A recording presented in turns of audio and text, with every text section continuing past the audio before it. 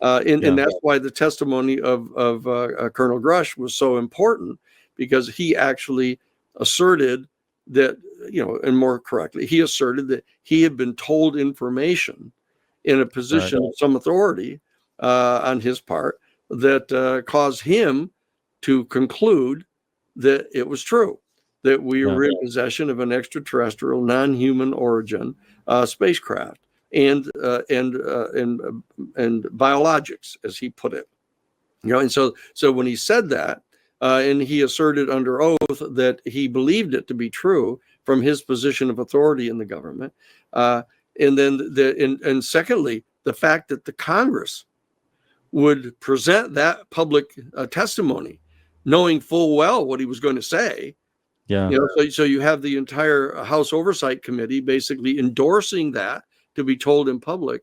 And what still 99% of the people don't realize is his statements have been cleared already by the Defense Department's, a pre-publication security review. They had already cleared him to say that.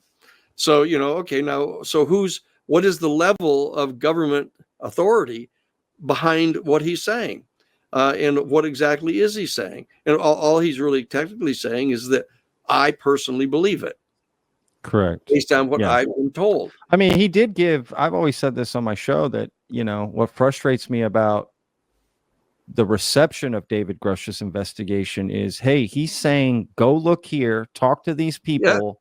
Yes. And no one will do that. And that's what keeps me in the David Grusch circle. And I find him to, in my opinion, to be the most credible to me in this. He testified before Congress. He has this investigation. He's saying, he's given a treasure map, basically. Hey, go look at these places, talk to these people. I'll go with you.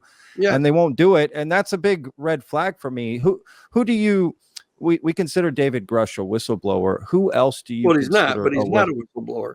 I mean, you don't think David Grusch? No. I mean, when a person who has a security clearance goes to the Defense Department, pre-publication review group, DOPSR, and asks them to officially clear a particular piece of information for release to the public, that person, once they're authorized by DOPSR to tell about it, is not blowing a whistle. They're not revealing things that are violative of their agreement to keep things secret. They're not doing that. They're not revealing something that the government takes an official position needs to be kept secret, like a whistleblower would be. And so that neither he's not a whistleblower, and the reality is that Lou Elizondo and Chris Mellon, people still aren't aware of the fact that those videos were cleared by the same Defense Department, pre-publication clearance, security review, and so that there's a level inside the government at that level that is authorizing those statements to be made. They're not whistleblowers. And it's what's causing some confusion on the part of the public. I've always called him a whistleblower since last July.